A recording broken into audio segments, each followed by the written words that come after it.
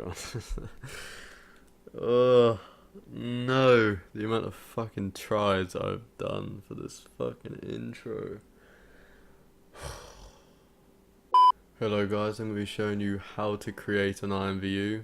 I'm only going to be showing you the basics because there's a lot of things to do with creating, obviously.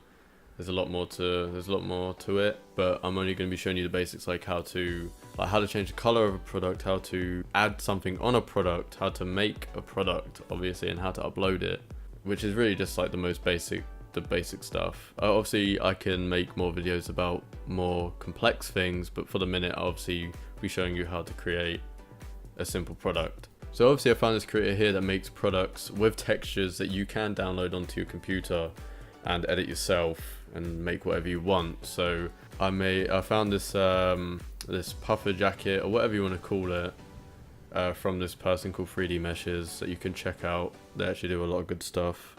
So obviously what I'll do here is click on the product, go to more information, and it will take me to the website, IMVU website of the product that you can get the texture from. So obviously the texture is right here, it's in plain sight. You can just right click, save images as, and save it to wherever you want. I've already got it saved.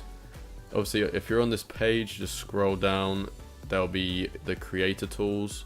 Obviously, I don't know if this shows up if you don't have VIP, but obviously you need VIP in order to create. I think if you reach a certain level, you don't need VIP to create. I could be wrong, I don't know, but you definitely need VIP when you're starting to create. So obviously scroll down to the creator tools, product, and it comes up with a bunch of numbers. Obviously, if you see this, it's in red, it's not hard to see. To the right of that, it will say derived from product. You click on that, and you click on whatever comes up, press yes, just click whatever. For me, obviously it came up with something on Google, and then came up with something that I had to confirm. So obviously I have derived the product now. It's in the editor, and it's only got one texture. That's the only good thing about this texture. It's actually kind of good. This texture is actually really good for beginners as well, because it's only one texture. Because usually some products come with like 5 different textures. Like sometimes they do a separate texture for like a sleeve, for one sleeve. This is actually a pretty good texture product actually, sorry, to be using for this video. So obviously I've already derived it right here with my avatar all set. This ain't actually my avatar, I just use it to see what the female clothes look like, because obviously I didn't have any avatars in this account. So I had to obviously buy one. But here's what it looks like, and here's the texture here. All this stuff here below it, you don't really have to use, depending on what you want to make, of course. But if you're just beginning, you don't really need to touch this. Some products you derive from have this box here ticked, and what this does is, once it's ticked, if you go into a room, like a dark room, the clothing will glow, because obviously it's self-illuminated.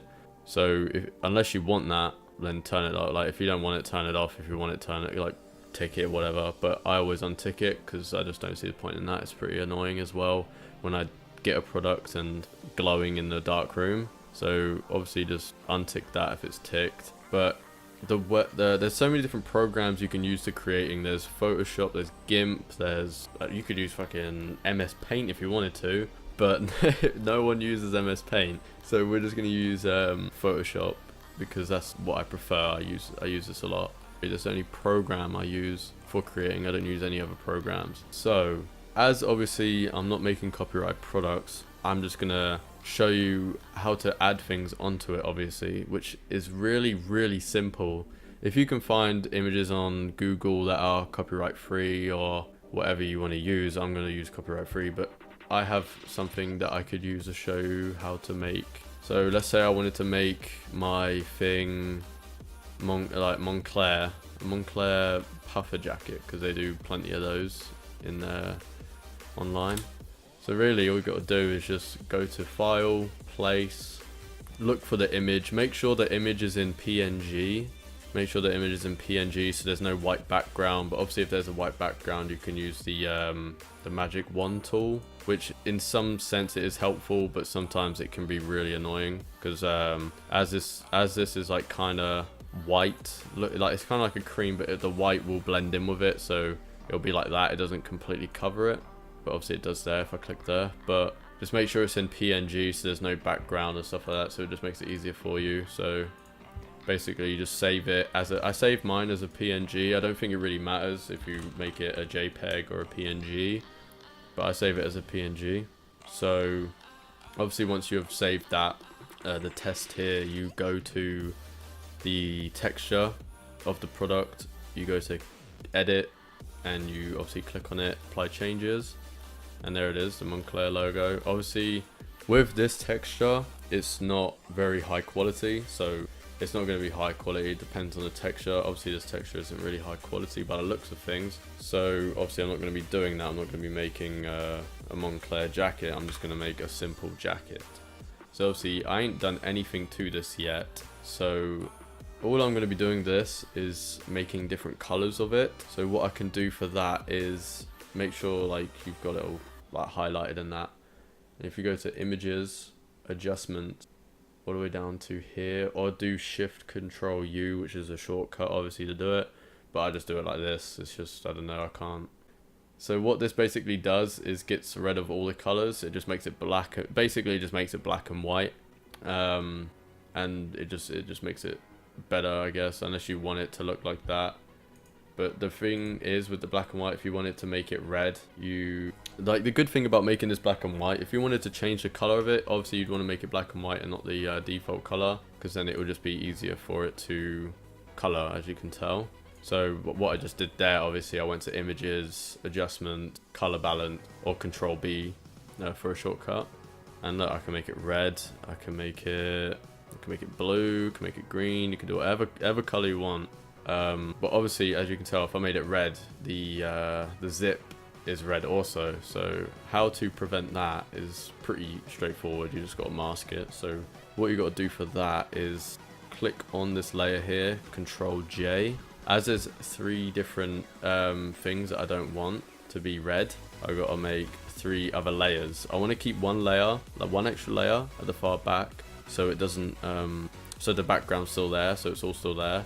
Because when you mask it, let me show you an example. So if I was to do one layer and I was to mask this here, it will only come up with that, obviously, because as you're masking it, it's just going to come up with the thing that you clicked or whatever you highlighted to mask. So if I wanted the far back one, it will keep the rest of the stuff in there. So that's the only reason why I keep one extra for the far back, so it would be all the way at the bottom. But the way I just did that there is I use the select tool, depending on how complex, depending on what you don't want to be changed, because sometimes it could be in the coat and you would have to use this tool here to cut around it and stuff like that. But this product's pretty straightforward, I just got to use the select tool and just do that. So obviously as I selected it, I go to the layer that I want it to be selected on. I go to the bottom here.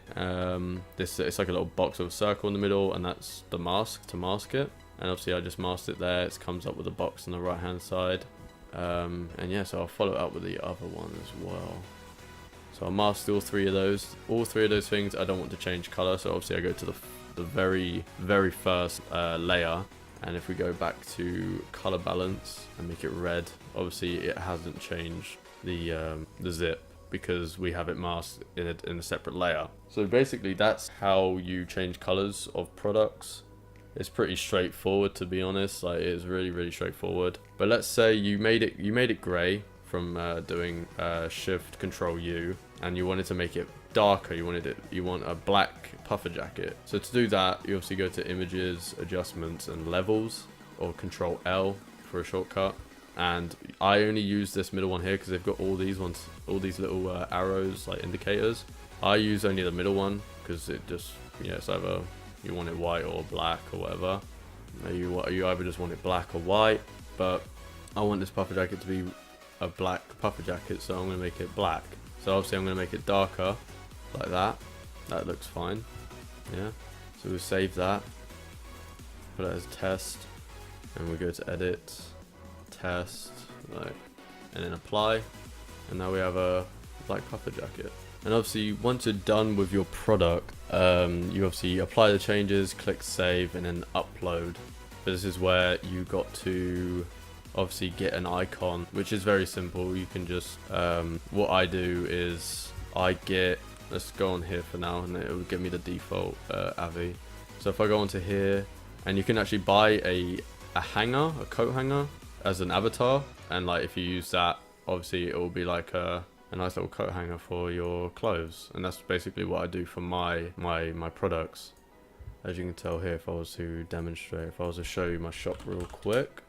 So like with these, I use the coat hanger for these, as you can tell. So it just makes it look clean in a sense. Like I like it, it looks really nice. So that's basically what I do there. And then what I do is get an angle that I want of it, of course, and then I type this little star symbol. I don't know what that is, but it's a shift 8 for me. I'm not sure for anyone else. And you put high res no BG, which is high res no background image, and you press enter, and then obviously that will save onto your desktop. So if we were to go to new, and this is what I'll do, I'll make the width 100, the height 80, and for some reason I put the resolution at 92. I don't know why I do that. I always do it. It just, I don't know what it does. I don't think it even does anything. But you go to your desktop, you go to here, you go to wherever it saves. It always saves onto your desktop, so you just got to look for it. It's under like high res no background, and it could be a number depending on how many you make. And then you can just like make a nice little logo like that, and then edit it, do whatever you want. Or you can just make it like that, just a simple nice, just a nice little simple logo like that. That's basically all there is to it really. But so if I was to go on to upload, obviously add my icon, my name, and if you go on here you can like choose what kind of category you want it to be. So jacket, we'll put it under jacket. I'm obviously not going to upload it, but I'm just going to show you how to upload it and things you got to be careful with. So if you don't want people to take your products, like derive from your product and then have your texture, they can't save your texture and use it. But if you make your product derivable, they can just like either upload it in their shop or just, I don't know, just derive from it, I guess. I'm not too sure, but obviously just untick that if you don't want people to derive from your product. But if you want to make a derivable product, you can do so by just ticking that. I'm not sure what this does. I really don't know, but I always have that ticked. And depending on the product, if you want it to be general audience, that means like, you know, anyone can wear it. But if your product is somewhat revealing, let's say like a bra or something, it's somewhat revealing, then you can have it access pass only. So it's only for AP users. But general audience, and you can have your profit. So if you put 100, obviously it'll add up. And obviously you'll get fees, like people, I mean, IMVU get a cut and you only get your cut out of it as well. So depending on how much credit you want to make on that product from every sale, like you can just put 100, so then your product would be around 609. And then depending if they got VIP, or you'll be like a percentage taken off as your VIP.